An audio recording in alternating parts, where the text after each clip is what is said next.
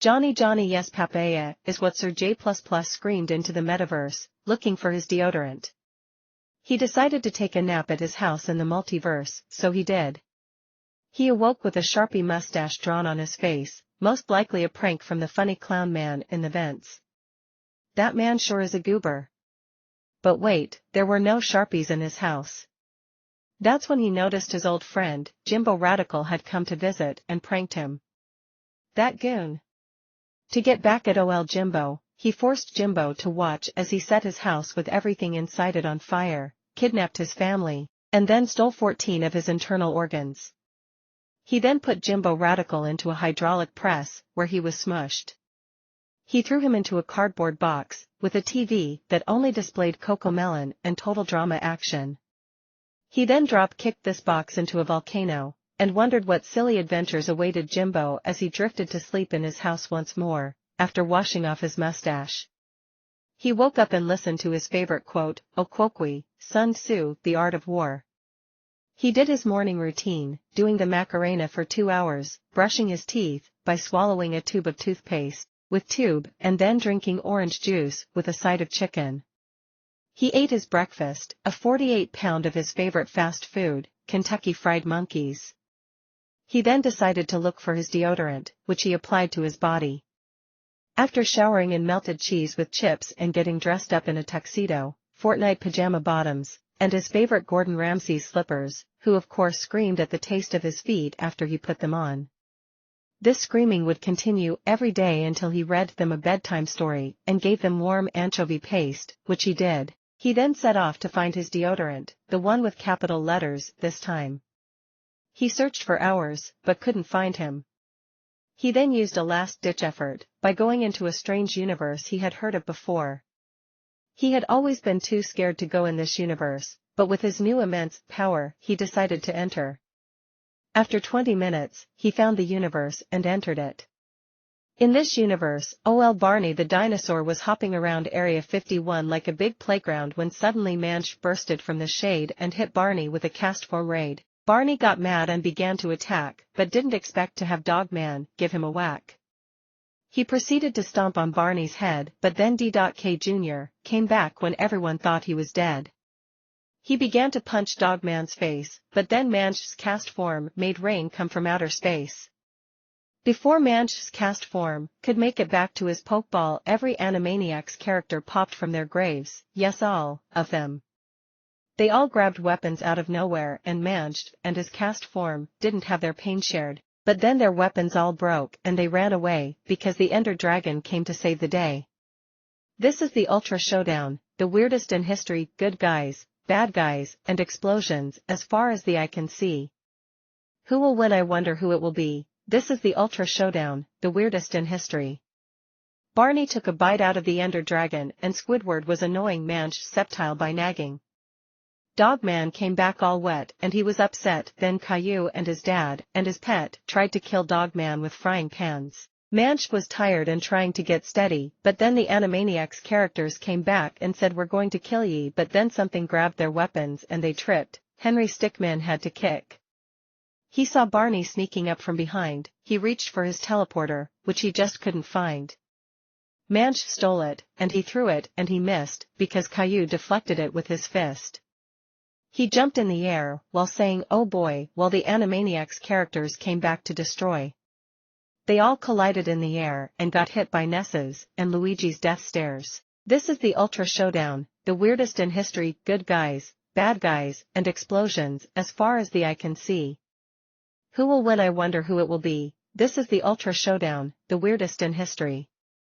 Angels sang out in a terrible chorus, down from the heavens descended Boris, who delivered a wombo combo which could get him a win, into the body of Henry Stickmin, who fell over on the ground writhing in pain, while Manch switched into his Zebstrika named Kane. But Boris started to rage and put Manch into a cage. Then Simpsons the good and Simpsons the bad, and sadness from inside out looking real sad. Flamingo Dantum, even Captain Hook, Cinderace and Little Mac, every single Magic Treehouse book. Red, who was SUS, and Ms. Frizzle in the Magic School Bus, Brock, Doc, Olings of the Oct, Bach and a Croc. came out of nowhere, super speedy, and crunched Boris like a Butterfinger BB. The fight went on for 5 straight days. Many lives were claimed, but eventually all but the losers were in heaven, and the winners were the yellow trio Bob Stewart and Kevin. This is the Ultra Showdown, the weirdest in history, good guys, bad guys, and explosions, as far as the eye can see. Who will win? I wonder who it will be. This is the Ultra Showdown, this is the Ultra Showdown, this is the Ultra Showdown, the weirdest in history. Sir J++ then blew everything up and absorbed it, putting an end to the madness. He did not kill, however, the winning trio, and instead combined the 3 of them into the Minyan, who joined the crew and became a part of Sir J++. Sir J++ realized that they must assemble a final team, to destroy his deodorant once and for all.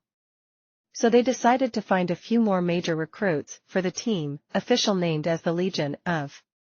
The hive mind then split apart, going from a mess of consciousnesses controlling one body to a proper team, led by Sir Jamaican Tide Pod. Searching for more team members, they searched far and wide across the multiverse, with no luck. That is, until they found one universe where a very short scientist hated being short, so he made a potion to fix it. Then he drank a drop and became 300k feet tall. He took a few drops home and his dog got to them. The dog became so big he blew up all of Boston and ate the scientist who was running for his life.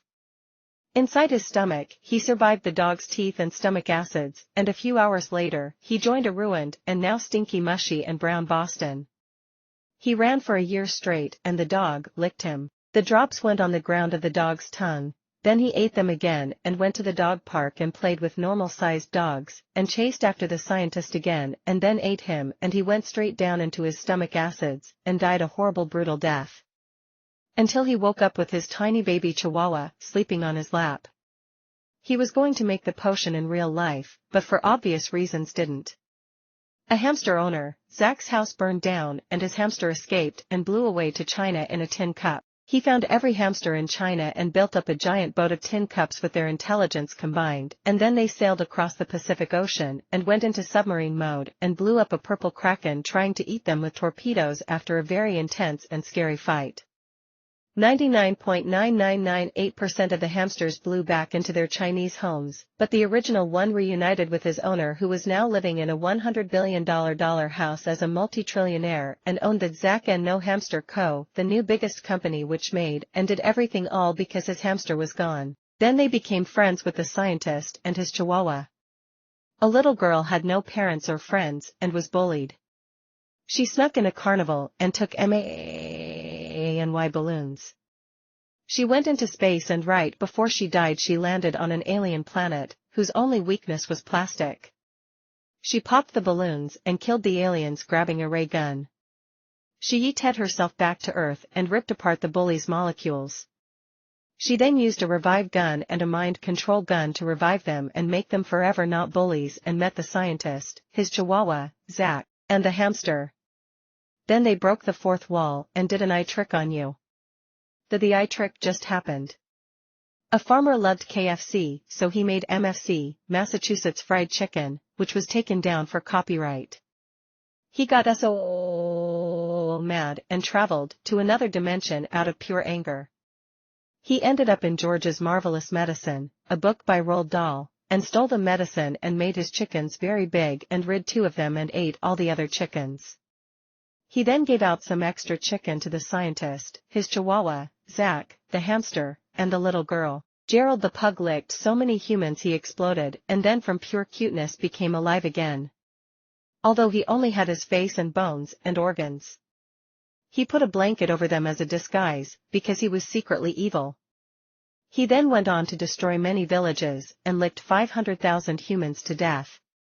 He then cloned himself, but it went wrong and he was in 2 bodies at the same time, one evil one a pug, and eventually, the nice one absorbed the mean one and restored every human and village using his powers, and gave many homeless people good things and homes. For his bravery, he was given a medal and met and became friends with the giant chicken farmer, the little girl, Zach, the hamster, the scientist, and his puppy Chihuahua. These few were then found by the Legion, and they were combined into one being named Alvermentum, who joined the Legion. The Legion had grown with its new member, and gotten stronger. Meanwhile, his deodorant was busy destroying and absorbing multiverses when his two servants, the parents of Sir J, seemed to be useless to him, so he threw them across the multiverse. These two met up with Sir J, and while they had a lot to talk about, that would have to come later. For now these two joined the Legion in order to rebel against the pure evil, his deodorant.